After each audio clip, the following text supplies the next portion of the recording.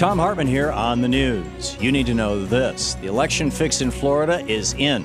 As the Center for American Progress is reporting, Republican Governor Rick Scott is in the process of purging voter rolls in the Sunshine State of all the people he believes are non-citizens.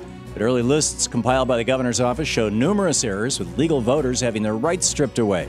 For example, on a list of 1,638 people flagged in Miami-Dade County as non-citizens, nearly 400 of which were actual citizens, the number actually could be a lot higher as more people respond with proof of citizenship. The Miami Herald reports Hispanic, Democratic, and independent-minded voters are the most likely to be targeted, while whites and Republicans are less likely to be removed from the voting rolls. Florida is a battleground state this election, and Governor Scott knows his job is to deliver it for Romney, just as Jeb Bush delivered it for his brother in 2000. The unemployed are screwed again. The National Employment Law Project is reporting that another 70,000 Americans will be cut off from unemployment insurance next month. Already nearly 500,000 Americans have lost their unemployment benefits this year thanks to austerity measures demanded by Republicans in Congress and rubber-stamped by Democrats and President Obama. It cut unemployment insurance down to 99 weeks to 79 weeks in states that haven't seen their unemployment situations get worse. That even includes states like Florida, Nevada, and Illinois that all have unemployment rates above the national average.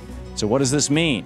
Aside from the moral crisis of pushing families into desperation, it's also bad for the economy, as money is being taken out of the hands of Americans who would normally spend it and stimulate the economy. Republicans have been pushing policies that will crash the economy just so they have a better chance of beating President Obama in November, and unfortunately, Democrats are letting them get away with it. In the best of the rest of the news, facing a recall election in 1 week, Wisconsin Governor Scott Walker has relied on out-of-state donors to bankroll his campaign. Now he's relying on the Koch brothers and out-of-state supporters. As investigative journalist Lee Fong at the Republic Report is writing, the Koch brother-funded Tea Party group Americans for Prosperity is calling on Illinois residents to board buses on June 2nd and ride to Wisconsin to rally and canvass for Scott Walker. Americans for Prosperity promises free food for any volunteers. This is exactly what Americans for Prosperity did back in 2009 to mobilize people around the country against President Obama's health reform law.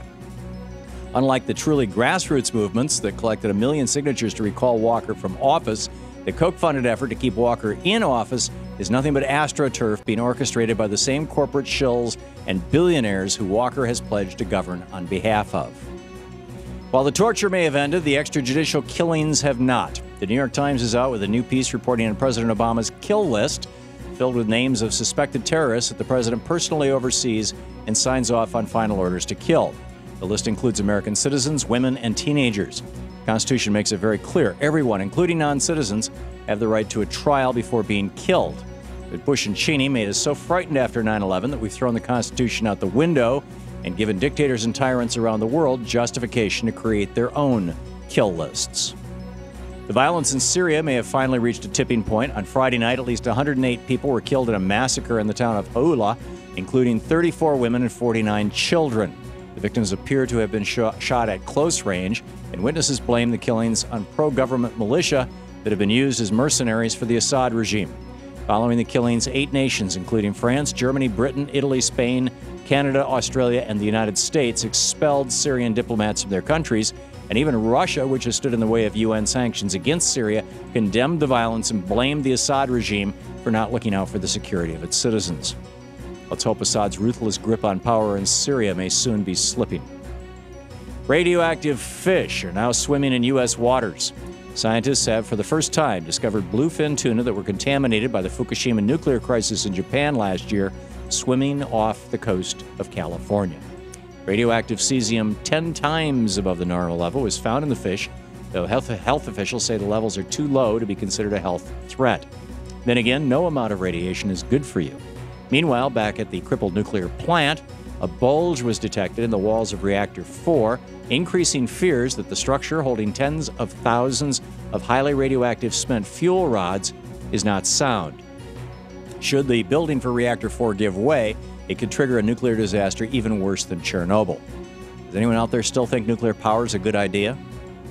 And finally, Mitt Romney will officially clinch the Republican nomination tonight after Texas holds its primary. So he better be ready to adopt the official Republican platform, which, according to the Republican Party of Iowa, is pretty wacky.